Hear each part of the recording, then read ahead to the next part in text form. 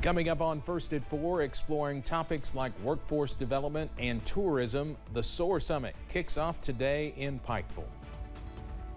And the Biden administration gives a warning that military aid to Israel may be cut off if more humanitarian aid is not allowed into Gaza. And the freeze watch that was in effect earlier has been upgraded to a freeze warning. Details in a few minutes. Dedicated to Eastern and Southern Kentucky, this is WYMT Mountain News First at 4.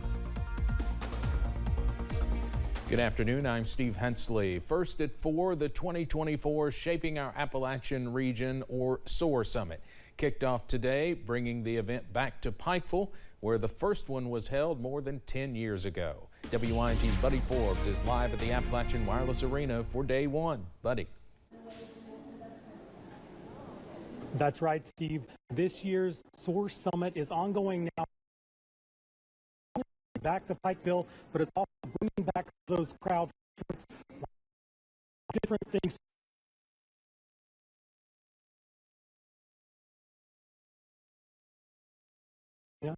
Highlighting some of the opportunities and ongoing projects throughout the region with businesses, organizations, schools, and other agencies represented on the arena floor. Now more than 30 sessions are planned over the next few days, and more than 500 students are seeing the SOAR mission firsthand. COO Josh Ball says it is a good way to start a summit. It's incredible to kind of look back at the past decade, the work that's been done, the summits that have been had, and really the sparks of collaboration that happen inside these venues. And to fast forward to now, it's kind of surreal. And then we've made some significant changes to the program this year. Now, one of those significant changes he was talking about is the use of separate locations. Behind me here is where that East Kentucky showcase is happening. So all the booths are down here behind me, as you can see, and the University of Pikeville is where they're doing all of the speakers this year in Pikeville. Buddy Forbes, WYMT Mountain News. All right, Buddy, thank you very much. There's a Country Music Highway tribute show on the schedule for 6 o'clock tonight, with the proceeds benefiting the Mountain Girl Experience. We'll have another look at the summit coming up tonight at 6. The U.S. is warning Israel to let more humanitarian aid into Gaza or face the consequences. In a letter to Israeli leaders, the Biden administration warns it could cut off military aid if the situation does not improve soon. CBS's Rami Inocencio reports from Tel Aviv. The fight for food is growing across Gaza, with hundreds of thousands of Palestinian civilians desperate for help. The U.S. says Israel slowed or stopped almost 90% of aid across the tiny enclave last month as its military campaign rages on. Everything is stacked against us at this point. It's an absolute horror day after day. The Israel Defense Forces released video showing aid trucks rolling into northern Gaza Wednesday, saying they are filled with food, water, medical supplies, and shelter equipment. That move may be in response to that forceful letter Washington sent Israeli leaders here in Tel Aviv just a few days ago, setting an ultimatum: let at least 350 trucks into Gaza every day or risk losing U.S. military aid. It's possible to get humanitarian assistance into Gaza. We know it can be done. We know that the various logistical and bureaucratic obstacles can be surmounted.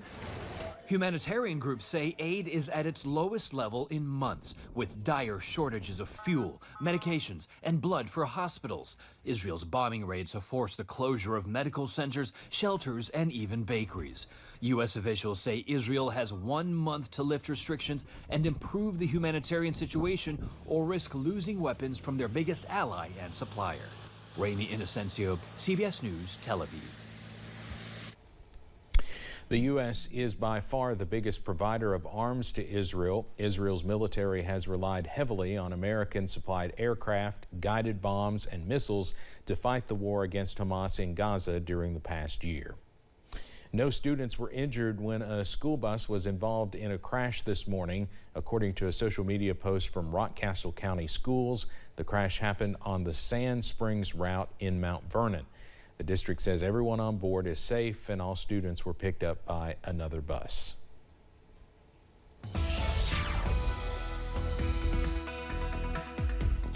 All right, so yesterday we were talking about a freeze watch that was in effect for the majority of the viewing area. That has since been upgraded to a freeze warning. Here's the latest. Freeze warning goes into effect at midnight and lasts until 10 o'clock Thursday morning for almost everybody in the WYMT viewing area. Take a look at some of the lows from this morning. We made it into the mid to upper 30s, low 30s towards Monticello. Williamsburg made it to the freezing mark.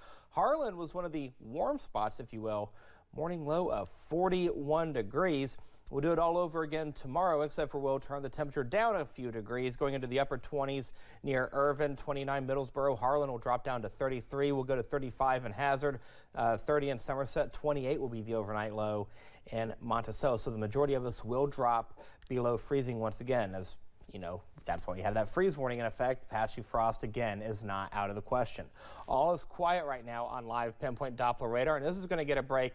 For the next several days, we'll see plenty of sunshine and we'll see clear skies for the overnight hours. When you get the clear skies and you get that calm wind with that northerly flow, it allows that temperature to just drop like that. That's the reason why we're going to go into the upper 20s and low 30s. But there is a warming trend somewhere on the 7-day forecast, and we'll talk about that in just a few minutes. Steve.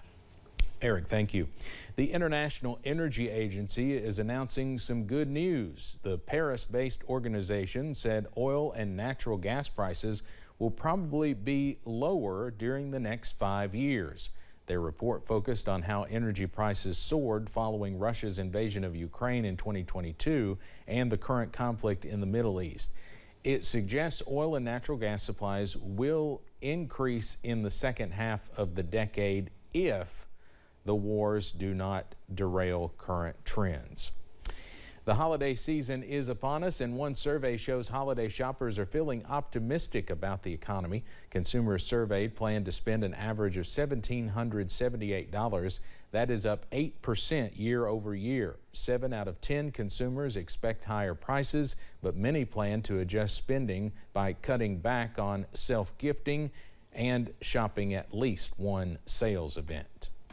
Coming up on First at 4, legendary NFL player Tom Brady has a new role as an owner.